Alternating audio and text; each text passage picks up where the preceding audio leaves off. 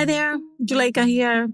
Before we get started, I want to invite you, yes, you, to be a guest on the show. If you're an adult and a child of immigrants, and they could be from anywhere in the world, really, I'd love to talk to you about the conversations that are necessary but challenging, especially right about now. So whatever you're all getting into, I want to know about it. Politics, money, holidays, marriage, kids, everything. So send me an email directly at Juleyka@LantiguaWilliams.com and we'll get you on the show. I can't wait to hear from you.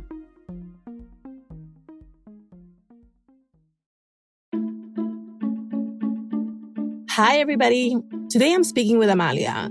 She grew up in an economically modest household and was raised by her Cuban mother. Now, Amalia recognizes she's her mom's safety net and is already thinking that in the future, she might have to support her financially. But just preparing to talk to her about money and finances and planning ahead is a daunting task. Let's get into it. My name is Amalia, and I identify as Cuban American. I was born in Cuba and immigrated at an early age to the United States, and I have lived in most of my life in Miami. I call my parents Mamí and Papí. So I'm an only child. My mom and dad divorced when I was young, shortly after coming to the United States. I have always lived with my mom, and even from an early age, I was sort of like my own parent at times. I would, clean the house, make sure I was getting good grades, because my mom would be working a lot to pay the bills. Growing up, I would move almost every single year because we couldn't afford rent. We didn't have a lot of family in the United States, and every single person in my family could be characterized as working class. And even now, my mom lives paycheck to paycheck. I financially support my mom now because I have the means to do so. But in the past, my mom has had a lot of debt, has been through like a bankruptcy and having her car repossessed. And even several times we've gotten close to having our home foreclosed. My mom didn't talk about money a ton except for, we can't afford this. We can't afford this whenever I would ask for most things. I can imagine it was painful for her to not be able to give her child everything that she wanted. When I graduated high school and I turned 18, I knew that I had to get a job, and I did. Had a part-time job while going to college. And as soon as I turned 18, I applied for credit cards because my mom couldn't do so.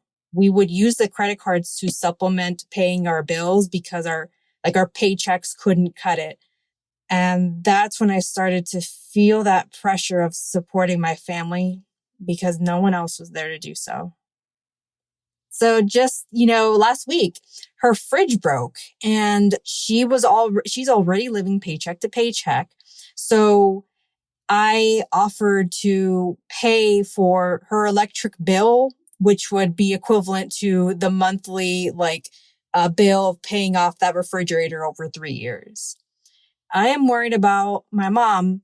Being an immigrant, my mom already came here and she was 32 years old.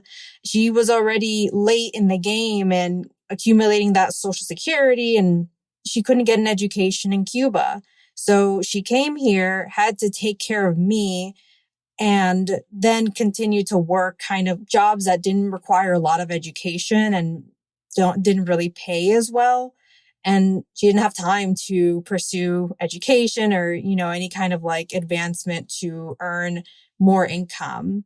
If she needs an extra thing, I'm always there. I help her without a second thought. I'm a planner and, I live with my husband and we have a budget, and I go through every single purchase we make every single month and keep track of everything to save money. And so I started thinking long-term about my mom's finances. And that's when I got to that realization that really kind of, when she retires, even at 67, she's still going to have to pay her mortgage for several more years, and her retirement savings and her Social Security will not be able to cover her living expenses. We will have to help her financially. And that's stressful because I'm, my husband and I, we grew up low socioeconomic status. We're pursuing higher education to further our, economic opportunities. Me and my husband know we want to have kids, and it is so stressful to think in the future. You have a lot of pressure of, making it in America. I don't want to have to worry about money while I have kids. I've seen how that has affected my mom and at times my relationship with my mom. So when we're both only children, so we really are carrying the burden of making sure that our family is not falling to financial ruin, and also providing financial literacy to our parents so they can make good decisions. So like payday loans are advertised widely as something that people can do and it's fine, but then they charge you these really high interest rates. And I had found out that my mom was taking payday loans because she couldn't make ends meet at one point. And I felt so sad that she couldn't tell me about that. She could have simply asked us and she could have paid us back. I probably would have insisted she didn't pay us back, but I am scared of bringing up the conversation of finances and financial planning with my mom because I'm scared of her thinking she did something wrong, because it's not her fault. She did the best she could when she came here and she took advantage of the resources that she had. And so then it's up to me and my husband to know the financial literacy, pass that on, and plan our family's financial future and just kind of confront the inevitability of having to feel not financially stable yet again and in the future. Amalia's story is so familiar. As first gens, we often have financial opportunities that our parents could not have imagined for themselves. And that is a blessing. A blessing that sometimes comes with a very real sense of responsibility and a certain level of pressure.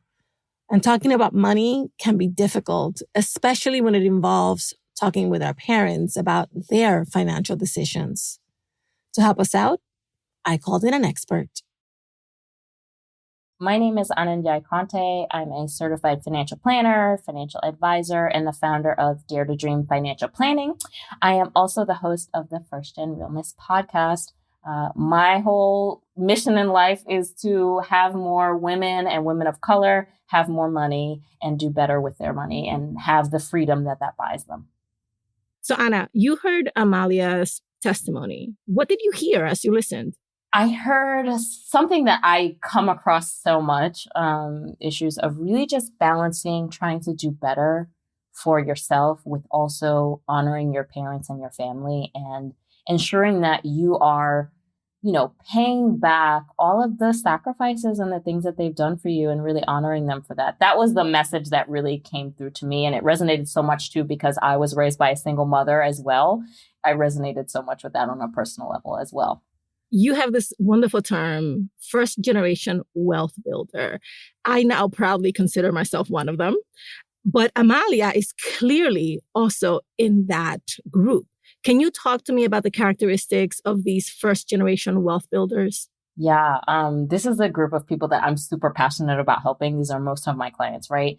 What I find is that they are usually first-gen Americans, but not necessarily. A lot of times they are, at the very least, the first in their family maybe to get a higher education, to get those professional terminal degrees, right? Lawyers, doctors, pharmacists, to really hit a new level of income and financial stability that brings in their family.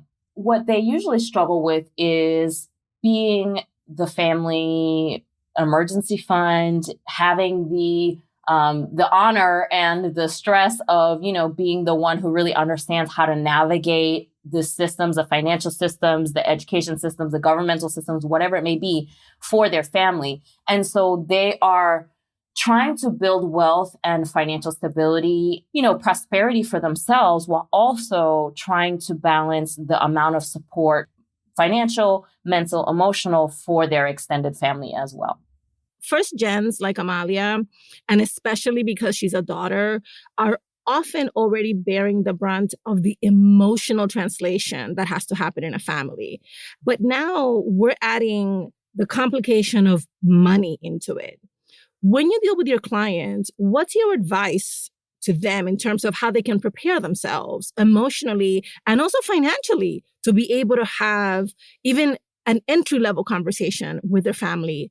Yeah, the first step that they have to take is really to sit with themselves. And if they're married, like Amalia mentioned, she's married, to sit with your spouse and decide what you want to do, right? Like really understand from an emotional standpoint, from a financial standpoint, whatever resources you're looking at, and decide how much you want to give so that when you are giving, you're giving from a bountiful, joyful, willing place and not necessarily from a place of, obligation, right?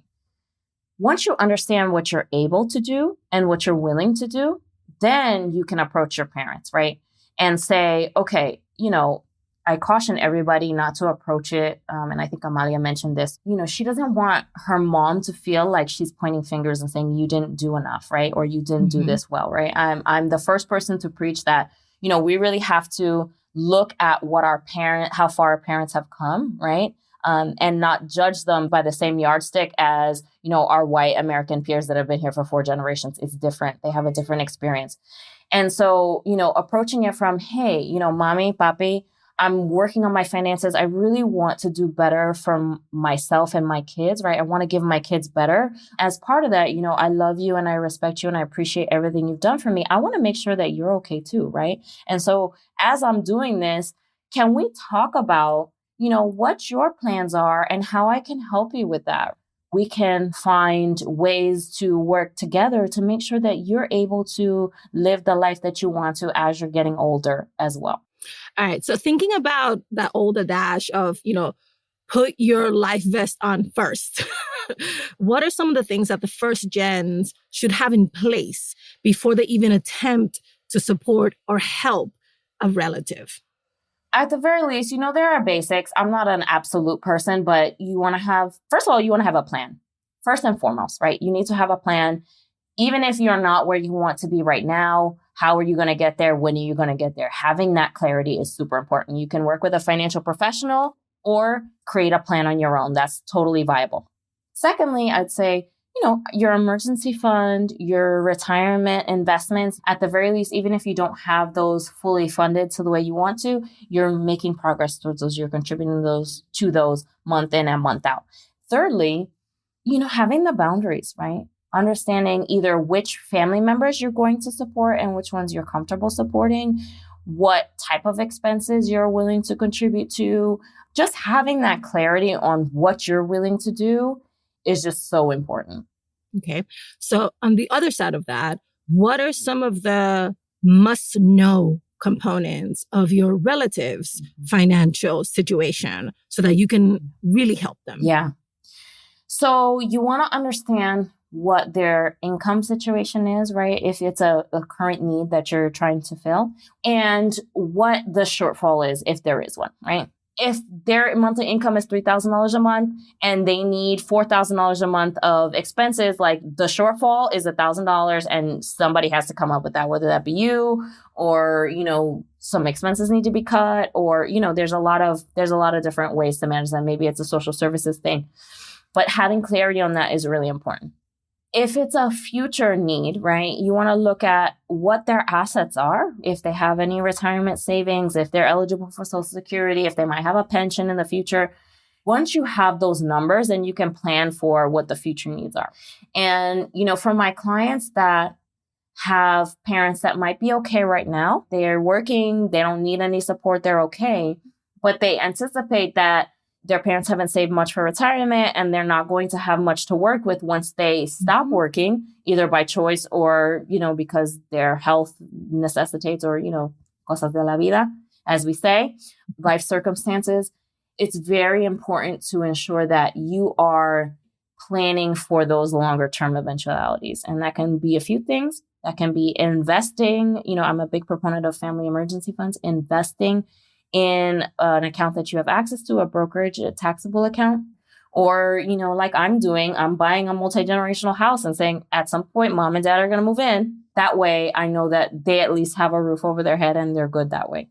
In immigrant communities, a lot of our parents work, quote unquote, under the table.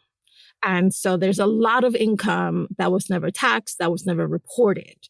And so in many instances, a social support system like Social Security is simply not available. So if a first gen wealth builder like Amalia realizes, wow, there's no way to make up for 20 years of unreported income, what is a breaking case of emergency thing that they absolutely have to put in place? In that situation, depending on her mom's age, this might be the kind of thing where you say, hey, Ma, I know that you've been working in this job for a while and it's been paying you good in cash, but maybe if you have 10 years minimum left in your working career, I think it makes sense to try and switch to a job, at least part-time, so you can get the minimum Social Security benefit, right? But if that is not an option, I'd say beginning to save in retirement vehicles is really important. And it can be a really interesting thing for people to do if their parents have a while left working, right? Saying, okay, you have $6,000 or $7,000 available in an IRA, a traditional or a Roth IRA. Mm-hmm. What can you come up with that you can contribute on an ongoing basis? You got 6 years left working. Let's try and do as much as we can. Maybe you as the child, if you're financially able and willing to, can match them, right? Say, okay, you're going to put $100 in a month. I'll put $100 in a month. And that way you have a couple of years worth of savings. Now, it might not cover all of your parents' needs, but at the very least, it's able to be a pot of money that can provide something. Right. All right. So 2 last questions. Any online resources that you can recommend where people can read up on some of the basics of long-term financial planning? And then any places where people can get some of the information? Like, for example, I pull my Social Security statement every year at the same time that I pull my credit report. What else should first-generation wealth builders be doing for themselves and for their parents? Yeah, that's beautiful. And that's a great practice. I'm going to steal that. In terms of sitting down and saying, okay, what happened with my money? Doing an audit. What happened with my money last year and doing a comprehensive review? I recommend having a net worth statement and tracking that every year, right? You group together everything you own, your bank accounts, your home, your retirement accounts, any asset that you have. You take that number, then you add up everything you owe, your student loans, your credit cards, your car loans, your mortgage.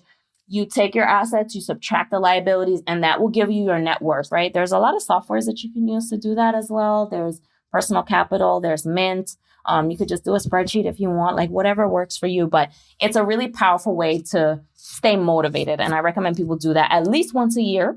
In terms of resources, there's so many resources now, which I just love. There's a few podcasts I recommend that are wonderful. There's Her Dinero Matters. That's wonderful. And there's English and Spanish episodes, which I think is really cool if you have parents that, feel more comfortable speaking in Spanish. There's the Yo Quiero Dinero podcast as well. There's the Minority Money podcast. Those are 3 that I recommend people go to because it provides digestible, easy to understand, relatable information, right? Because it's one thing to listen to somebody who doesn't understand your life experiences talk about personal finances. And there's a completely different thing when the people that are talking to you have walked in your shoes and they understand. Bravo. I love it. Anything that I have not asked you that you think is essential to know, useful to know as folks like Amalia prepare to have these really difficult conversations with their parents? The one thing that, and this isn't necessarily personal finance related, but I always recommend my clients do this, having that grounding perspective, right? And one, not judging yourself, not being angry and frustrated and really sitting with this, whatever the situation is, whatever the outcome is, that is just the most important part. And also not measuring yourself by your friends who might be more affluent or, their parents don't have these struggles. Like your family situation is your family situation because of their lived experiences, your own lived experiences. And also the past is the past. El pasado, pasado está, right? You can't sit here and say like, oh, they should have done that. They should have done that. It doesn't help. You learn those lessons and you try and do better going forward. And I'm sure that your parents would agree that they would like to do better going forward. Anna, you are a gift. Thank you so much for coming on the show today. Thank you so much, Juleyka. This is so fun.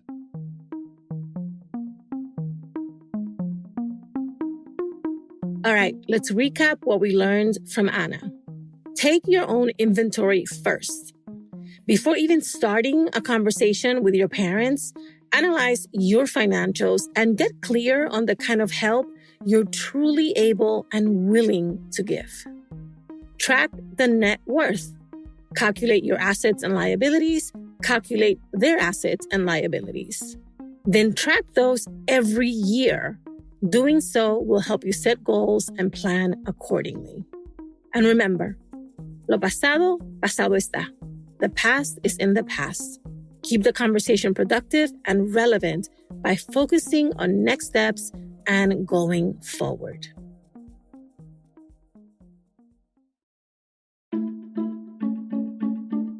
Thank you for listening and sharing us. How to Talk to Mamí and Papí About Anything is an original production of Lantigua Williams & Co. Virginia Lora is the show's producer. Kojin Tashiro is our mixer. Manuela Bedoya is our social media editor. Cedric Wilson is our lead producer. Jen Chien is our executive editor. I'm the creator, Juleyka Lantigua Williams. On Twitter and Instagram, we're at Talk to Mamí Papí. Please follow us and rate us on Apple Podcasts, Amazon Music, Spotify, or anywhere you listen to your favorite podcasts. Bye, everybody. Same place next week.